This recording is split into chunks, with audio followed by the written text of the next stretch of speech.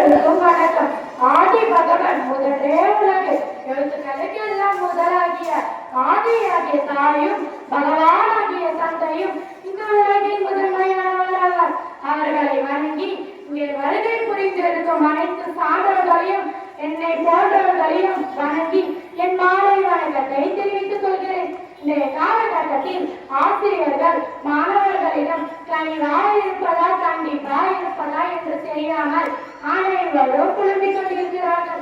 என் பள்ளியை சார்ந்த எனது அருமையான நண்பர்கள் கனிவா கண்டிப்பா என்ற தலைப்பில் தனது கருத்துக்களை உரையாற்ற வந்துள்ளார். கனிவு அணியில் இருந்து ஐஷா சித்திகா, உதா பாத்திமா, ஷாலின். கண்டிப்பு அணியில் இருந்து சௌதியா, சனா, அக்ஷய்.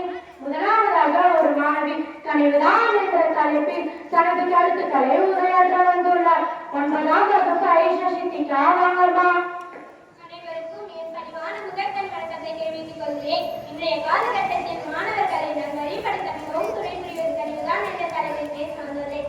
உலகையே இரண்டடியால் அடைந்த நமது திருவள்ளுவர் கூட இனிய உலகாக இல்லாத குரலை எதை சொல்லியிருக்கிறாரே? கண்டிப்பையா சொல்லியிருக்கிறாரே? இல்லை இல்லை, கனிவதான் சொல்லியிருக்கிறார். அதாவது இனிய சொல்லியிருக்க இன்னாத சொல்ல பயன்படுத்தக்கூடாதுன்னு சொல்லியிருக்கிறார் நடுவர் அவர்களே. அடியாது மாறி படியாது அடி வருவது போல அண்ணன் தம்பி கூட வர மாட்டான்னு சொல்வதெல்லாம் உண்மையிலே அதன் பொருளே வேற நடுவர் அவர்களே. ஆமாமா, அது ஏன் நீ என்ன பார்த்து சொல்ற? என்ன மாடுன்னு சொல்ல வரையா இல்ல அக்கான்னு சொல்ல வரையாமா? அப்படியெல்லாம் இல்லை நடுவர் அவர்களே. ஒரு வகுப்பறை எடுத்துக் கொள்ளுங்களேன். கண்டிப்பதாக ஒரு மாணவன் திருந்துகிறானா அல்லது முதல் மதிப்பு தான் எடுத்துகிறானா? கண்டிப்பா இல்லை. மிகுந்த அடாவடியான மனிதனாக மாறுகிறான். ஆனால் அதே குழந்தையை கண்டு காட்டி வளர்க்கும் போது அந்த குழந்தை மிகுந்த மனிதனைய முதல் குழந்தையா வளரும். இணை விதித்தவன் இணையேற்பான், இணை விதித்தவன் இணையேற்பான் போல கனிவு காட்டி வளர்க்கும் குழந்தைகள் இக்காலத்துல கனிவையை வெளிப்படுத்துவாங்க.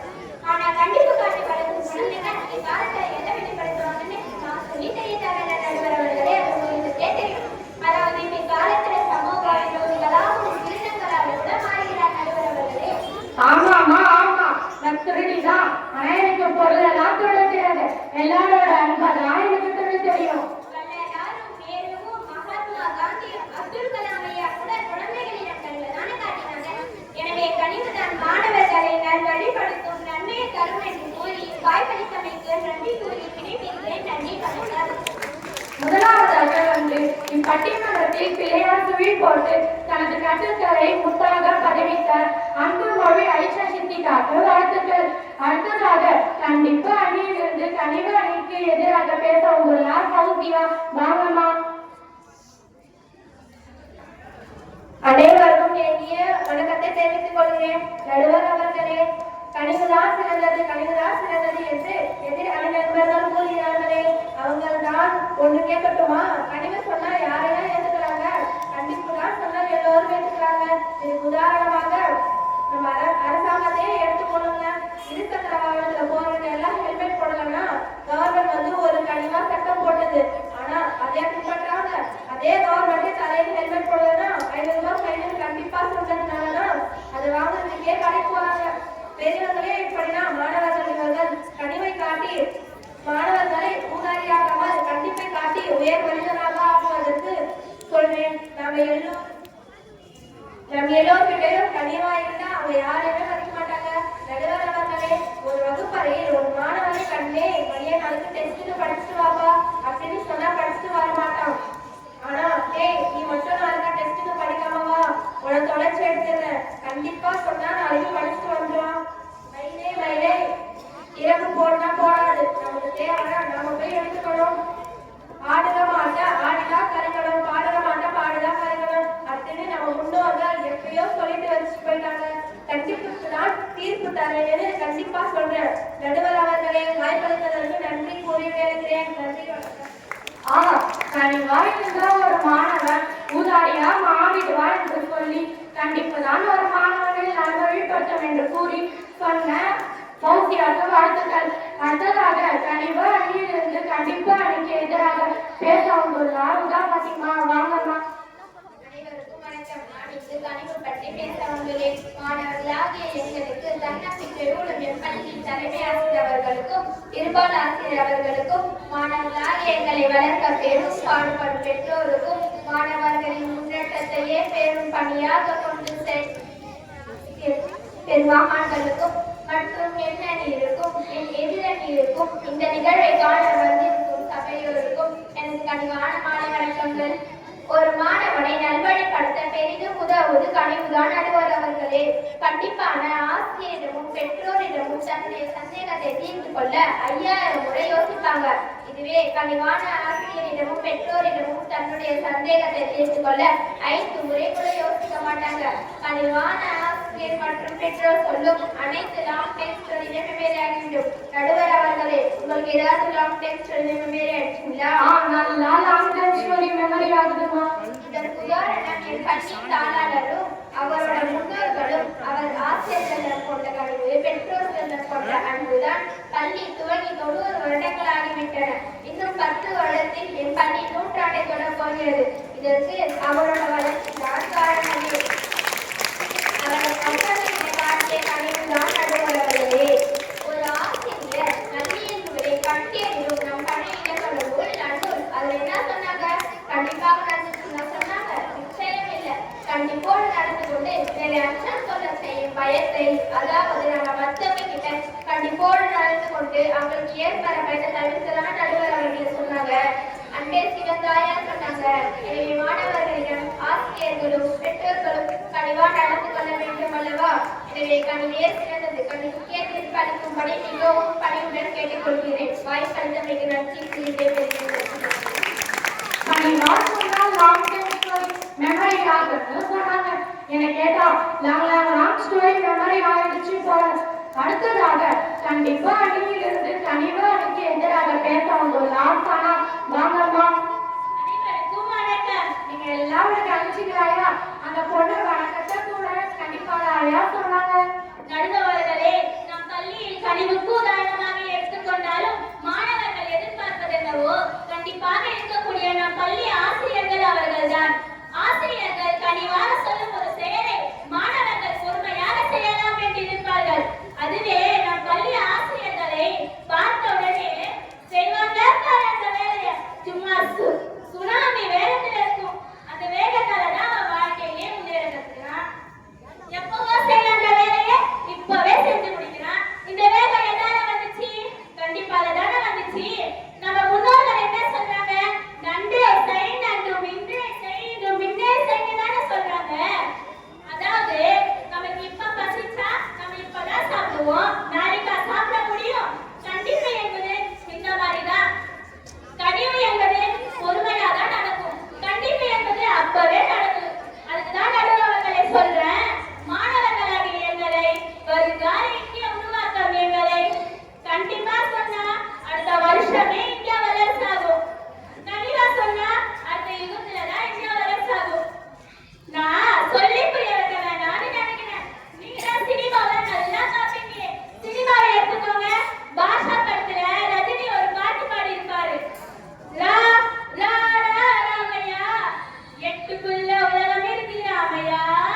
ரா ரா ரா ராமையா, நான் புட்டு புட்டு வைக்க போறேன் கேளையா. எட்டுக்குள்ள வாழ்க்கை இருக்கு ராமையா, புதிக்கு 8 படி சொல்ல போறேன் கேளையா. இக்கடரா ரா ரா ராமையா, நான் புட்டு புட்டு வைக்க போறேன் கேளையா. முதலில் ஆடாதது விளையாட்டும் அல்ல, இரண்டாவதில் கல்லாதது கல்வியும் அல்ல, மூன்றாவதில் செய்யாதது திருமணம் அல்ல, நீ 4ஆவதில் பெறாதது குழந்தையும் அல்ல. 8 மனுஷ வாழ்வ பிரிச்சுக்கோ, 8 மனுஷ வாழ்வ பிரிச்சுக்கோ. நீ எந்த 8 இப்ப இருக்க நினைச்சுக்கோ.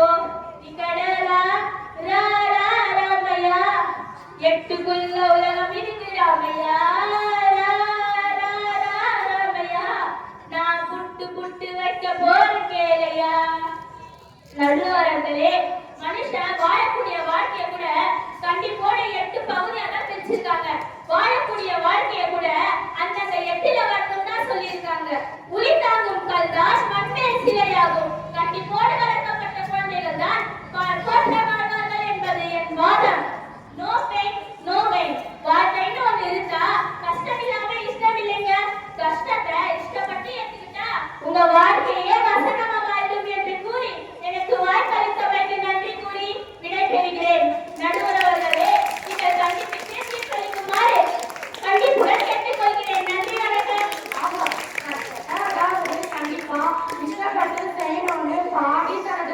கருத்துக்களை வெளிப்படுத்திய சனாவுக்கு வாழ்த்துக்கள். அடுத்ததாக கனிவு அணியிலிருந்து கண்டிப்பு அணிக்கு எதிராக பேச வந்துள்ளார் ஷாலினி. பாகமா. இங்கு அமர்ந்துள்ள ஆசிரியர் அவர்களுக்கும் என் நண்பர்களுக்கும் என் பணிவான முதற்கண் வணக்கத்தை தெரிவித்துக் கொள்கிறேன். அனைவருக்கும் வணக்கம். நடுவர் அவர்களே, நாங்கள் பாடி திரியும் பட்டாம்பூச்சிகள், பறந்து திரியும் வண்ண பறவைகள். நடுவர் அவர்களே, எங்களை சுதந்திர காற்றை சுவாசிக்காவிட்டால் தானே முடியும். தண்டனை வேண்டாம், தண்டனை வேண்டாம், தகர்த்து எறிவோம். நாளை உலகம் முழுவதும் எங்கள் கையில் என்பது அறிவோம் என்பது ஆடிதோ உடைதோ படிக்க வைப்பதல்ல, நம் அன்பால் சொல்லி புரிய வைப்பது கனிவுதான் சிறந்தது என்பதை எடுத்துக்காட்டும். நம் பள்ளியில் ஒரு சம்பவம் நடந்தது. நம் பள்ளியில் கடந்த வருடம் 25 மாணவர்கள் அடிப்படை கூட தெரியாமல் இருந்தனர். இந்த 25 மாணவர்கள் ஃபர்ஸ்ட் ஸ்டாண்டர்டோ செகண்ட் ஸ்டாண்டர்டோ தேர்ட் ஸ்டாண்டர்ட் மாணவர்கள். நடுவர்களே, இவர்கள் அத்தனை பேரும் என் பள்ளிக்கு வந்த முதல் நாளிலிருந்து 6ஆம் வகுப்பு 7ஆம் வகுப்பு 8ஆம் வகுப்பு மாணவர்கள் என்பதை தெரிவித்துக் கொள்கிறேன். இவர்கள் தாம் பேச்சால் கனிவால் முழு கவனம் செலுத்தி இந்த 25 மாணவர்கள் வகுப்பறை முதல் மதிப்பெண் எடுக்கும் அளவிற்கு உயர்த்தியிருக்கிறார்கள் நம் பள்ளி ஆசிரியர் அவர்கள். அவர்கள் அடிக்கவோ துன்புறுத்தவோ இல்லை. அதுதான் கனிவு. நம் பள்ளியில் இருக்கும் ஆசிரியர்கள் எவ்வளவு கனிவு மிகுந்தவர் என்பதை இந்த நொடியில் நான் பெருமகிழ்ச்சி அடைகிறேன். அன்பில்லால் எல்லாம் தமக்குரிய அன்புடையா என்று கூறிய பிறருக்கு என்ற திருக்குறள் படி அன்பில்லாதவர் எல்லாவற்றையும் தமக்குரியது அன்புடையா தன் உயிரையும் பிறருக்கு என்பர். அது போன்ற நம் பள்ளியில் இருக்கும் ஆசிரியர்கள் போன்ற கற்ற கல்வி அனைத்தும் அன்போடு கற்றுத் தருகிறார்கள். அதுவே சிறந்தது. அன்பின் பாதையே உயிர் தன்மை. அன்பு இல்லாதவருக்கு எம்மேல் போட்டி தோல் போன்றது உணவு. ஆதலால் ஆசிரியர் கனிவுடன் கற்பிப்பதால் இவ்வுலகில் எவ்வித சூழல்களையும் எதையும் நின்று விடுவோம் என்பதை இந்த அழகில் மகிழ்ச்சியுடன் தெரிவித்துக் கொள்கிறேன். நடுவர் அவர்களே, நீங்கள் கனிவுக்கு கீழ்ப்படிக்க வேண்டும் பணிவுடன் கேட்டுக் கொள்கிறேன். எனவே வாய்ப்பளித்தவருக்கு நன்றி கூறி